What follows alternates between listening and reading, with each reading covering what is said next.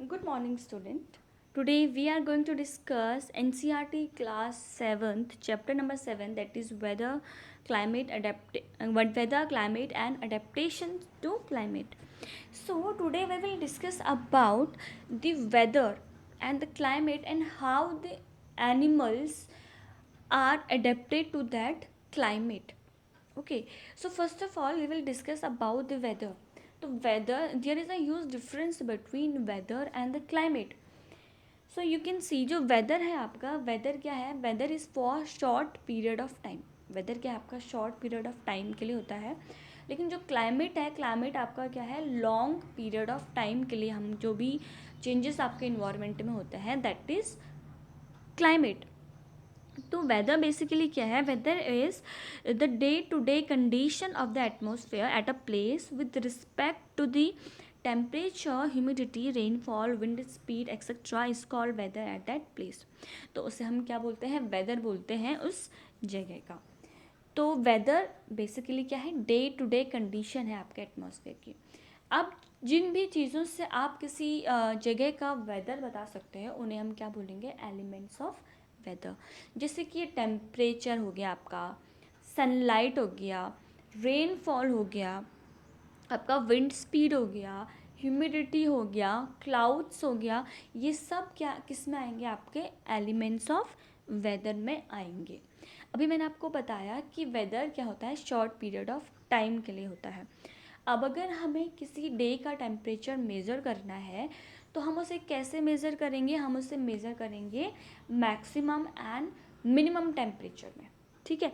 अब maximum and minimum temperature को measure करने के लिए हम किसका यूज़ करते हैं, मैक्सिमम मिनिमम थर्मामीटर का यूज़ करते हैं. तो जो मैक्सिमम टेम्परेचर है किसी डे का, वो कब होता है, आपके डे टाइम में होता है, यानी कि ड्यूरिंग आफ्टरनून होता है. और मिनिमम टेम्परेचर आपका होगा इन दी मॉर्निंग. मॉर्निंग में क्या होगा, आपका मिनिमम टेम्परेचर होता है. अब जैसे हम क्लाइमेट के बारे में बात करें तो क्लाइमेट मैंने आपको बताया था कि लॉन्ग पीरियड ऑफ टाइम के बारे में, कि लॉन्ग पीरियड ऑफ टाइम के लिए होता है. जैसे कि 25 ईयर्स तक हमने क्या, किसी भी जगह का, किसी भी जगह के हमने टेम्परेचर को, रेनफॉल को ऑब्ज़र्व किया, तो हम फिर क्या बता सकते हैं कि उस जगह का क्लाइमेट कैसा है. जैसे कि हमने देखा कि किसी जगह पे क्या है, जो ऑलमोस्ट जो टेम्परेचर होता है वहाँ का काफ़ी ज़्यादा रहता है, हाई रहता है. और वहाँ पे रेनफॉल भी क्या है, मोस्टली वहाँ पे रेनफॉल भी होती रहती है. तो हम देखेंगे कि उस जगह का जो टेम्परेचर है, जो क्लाइमेट है, वो क्या होगा आपका, हॉट एंड वेट. क्योंकि वहाँ पे क्या है आपका, एक तो गर्मी होती है, दूसरा वहाँ पे रेनफॉल भी होता रहता है. तो अगर रेनफॉल होगा तो वहाँ का जो इन्वायरमेंट होगा वो क्या होगा, ह्यूमिड होगा. मतलब ह्यूमिड मीन्स वहाँ पे वेट इन्वायरमेंट होगा, वेट क्लाइमेट होगा. तो जो वहाँ का क्लाइमेट होगा वो क्या होगा, हॉट एंड वेट. तो तो अकॉर्डिंग टू दैट क्लाइमेट जो एनिमल्स हैं वो खुद को कैसे अडेप्ट करते हैं ये हम पढ़ेंगे. तो आप लोगों ने हैबिटेट्स के बारे में पढ़ा होगा. जैसे ओशंस हैं आपके, हैबिटेट हो गया आपका, फॉरेस्ट हो गया, पोलर रीजन्स हो गया, द ट्रॉपिकल रेन फॉरेस्ट हो गया. ये सब क्या है, आपके कुछ हैबिटेट्स हैं. ठीक है. अब जो आपका पोलर रीजन है, तो पोलर रीजन क्या है आपका, बहुत ज़्यादा एक्सट्रीम एक्सट्रीम क्लाइमेट वहाँ पे है. तो आपको पता है ना, क्योंकि वहाँ पे क्या है, 6 मंथ्स तक बिल्कुल भी धूप नहीं आती है. हमेशा वहाँ पे स्नोफॉल होता है. और 6 मंथ तक वहाँ पे धूप रहती है, और 6 मंथ तक धूप बिल्कुल भी नहीं आती है. तो जब हम विंटर्स के टाइम पे देखेंगे तो जो वहाँ का टेम्परेचर है वो बिल्कुल -37 डिग्री सेल्सियस तक पहुँच जाता है. ओके. तो जो वहाँ के ऑर्गेनिजम्स हैं वो कैसे खुद को उस सीवियर टेम्परेचर में, सीवियर कंडीशन में खुद को अडेप्ट रखते हैं. जैसे कि आपने पोलर बेयर के बारे में सुना होगा. तो पोलर बेयर जो है एक पोलर एनिमल है. ठीक है. तो पोलर बेयर का अगर आप देखोगे तो उसमें भी बहुत सारे अडेप्टेशंस हैं. जैसे कि उसके जो फर्स होते हैं वो बिल्कुल वाइट कलर के होते हैं ना. वाइट होते हैं क्योंकि वहाँ पे स्नोफॉल होता है, तो बिल्कुल वाइट कलर के होते हैं. तो जो प्रेडेटर्स हैं वो उनको ईजिली क्या नहीं कर सकते हैं, रिकग्नाइज नहीं कर सकते, क्योंकि उनका जो कलर है बिल्कुल बैकग्राउंड के साथ मैच करता है. दूसरा, जो उनके फर्स होते हैं वो बहुत ज़्यादा घने होते हैं, थिक फर्स होते हैं उनकी बॉडी पे. उनको ठंड से बचाने के लिए। दूसरा जो उनकी स्किन होती है, उनकी स्किन के नीचे थिक लेयर ऑफ फैट होता है जिसे हम ब्लैबर बोलते हैं। तो जो ब्लैबर है वो उनको क्या करता है, ठंड से वो एक मतलब एज अ इंसुलेटर काम करता है। तो मतलब जो हीट को बिल्कुल भी बाहर नहीं जाने देता है, तो उनकी बॉडी उससे क्या रहती है, गर्म रहती है। दूसरा जो उनके फुट में जो क्लॉज होते हैं, तो वो जो क्लॉज होते हैं बहुत ज़्यादा शार्प और कर्व्ड होते हैं, मतलब ठीक है, तो जो उनको हेल्प करते हैं आइस में चलने के लिए। दूसरा जो उनकी स्मेलिंग पावर होती है, स्मेलिंग जो सेंस है वो क्या होता है, बहुत ज़्यादा हाई होता है, जिससे उन्हें पता चल जाता है कि उनका प्रे आसपास ही है और वो बहुत जल्दी उसे कैच कर सकते हैं। दूसरा हम बात करते हैं दूसरे polar animal, that is penguin. तो पेंगुइन का भी जो वाइट कलर है वो उसको हेल्प करता है बैकग्राउंड के साथ मैच करने में, ताकि जो उनके प्रेडेटर्स हैं वो उनको ईजिली कैच ना कर पाएँ। दूसरा उनकी बॉडी में भी क्या होता है, थिक लेयर ऑफ फैट होती है जो उनको हेल्प करती है किसमें, वार्म रहने में। एंड थर्ड इज़ कि जो उनकी बॉडी में फैट, उनकी बॉडी में भी क्या होता है, उनकी स्किन के नीचे भी क्या होता है, थिक लेयर ऑफ फैट होता है जो उसको हेल्प करता है वहाँ पे वार्म रहने में। अब कुछ ऐसी माइग्रेटरी बर्ड्स भी होती है। माइग्रेटरी बर्ड्स, माइग्रेट मतलब एक जगह से दूसरी जगह जाना।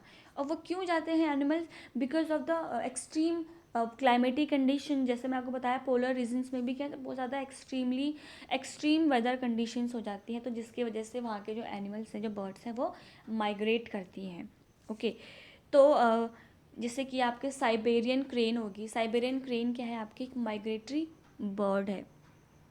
और क्यों कोई एनिमल या फिर बर्ड्स माइग्रेट करते हैं, because of the scarcity of food. जब वहाँ पे भी जब उनको क्या हो जाती है, स्कैरसिटी ऑफ फूड हो जाता है, जब उन जगह पे उनको फूड नहीं मिलता है, तो वो क्या करते हैं, उस जगह से माइग्रेट हो जाती है। या फिर ब्रीडिंग के लिए भी, ठीक है, या फिर बर्थ किसी अपने मतलब बर्थ देने के लिए भी ऑर्गेनिजम्स क्या करती हैं, माइग्रेट करते हैं। This is the picture of the Siberian crane. फिर हम बात करते हैं ट्रॉपिकल रेन फॉरेस्ट की। तो जो ट्रॉपिकल रेन फॉरेस्ट है वो भी क्या है, आपका एक हैबिटेट है। तो वो हैबिटेट क्या है, वहाँ पे बहुत ज़्यादा आपको डाइवर्सिटी मिलेगी, वैरायटी मिलेगी ऑर्गेनिजम्स की। यहाँ पे बहुत ज़्यादा बायोडाइवर्सिटी मिलेगी आपको। तो बायो मीन्स होता है लिविंग ऑर्गेनिज्म, जो भी आपके लिविंग ऑर्गेनिजम्स हैं, प्लांट्स हैं चाहे एनिमल्स हैं। एंड डाइवर्सिटी मीन्स होता है आपका वैरायटी। तो जो भी वहाँ पे डाइवर्सिटी है किसकी, प्लांट्स की या एनिमल्स की, दैट इज़ बायोडाइवर्सिटी। तो जो ट्रॉपिकल रेन फॉरेस्ट है वहाँ पे जनरली जो क्लाइमेट है वहाँ का हॉट क्लाइमेट होता है, क्योंकि वो बेसिकली कहाँ पे प्रेजेंट होते हैं, इक्वेटर पे प्रेजेंट होते हैं। तो इवन इन द विंटर के टाइम में कोल्डेस्ट जो आपका मंथ होता है वहाँ पर भी, तब भी उसका जो मैक्सिमम टेम्परेचर होता है वो 15 डिग्री सेल्सियस होता है। और वहाँ के जो डे और नाइट हैं वो इक्वल होते हैं। अब जो ट्रॉपिकल रेन फॉरेस्ट कहाँ पे मिलते हैं, बेसिकली वेस्टर्न घाट्स में हो गया आपका, असम में हो गया in India, south east Asia हो गया, सेंट्रल अमेरिका हो गया ना, सेंट्रल अफ्रीका। ये क्या है, कुछ जगह हैं जहाँ पे ट्रॉपिकल रेन फॉरेस्ट होता है, मिलता है। And because of the continuous rainfall and warm, वहाँ पे कंटिन्यूसली रेनफॉल होती है एंड वार्म भी होगा।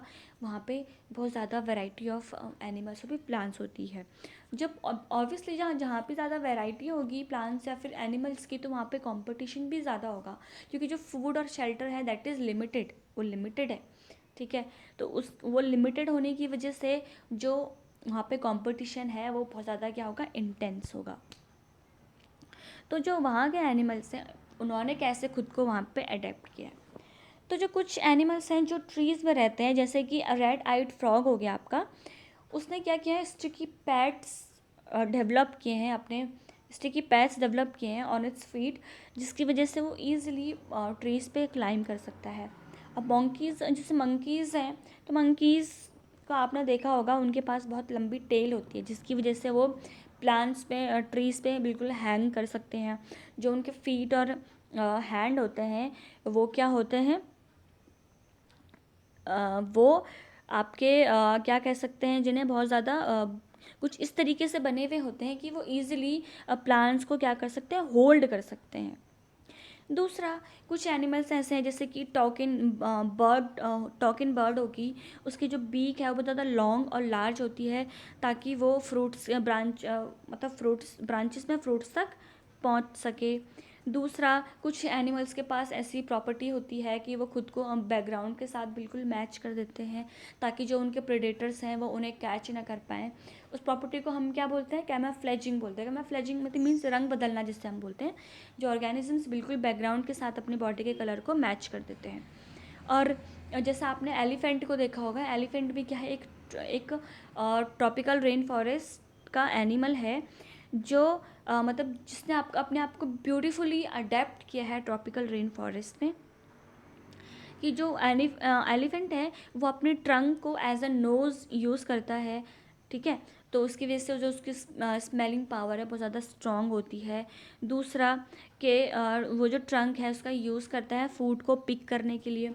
उसने अपने टीथ को, जो जो टस्क होते हैं उसके, जिसे हम मॉडिफाइड टीथ बोलते हैं, उनको एज मतलब मॉडिफाइड टीथ बोलते हैं जिसे हम, वो उसको यूज़ करता है प्लांट्स की बाग को टेयर करने में।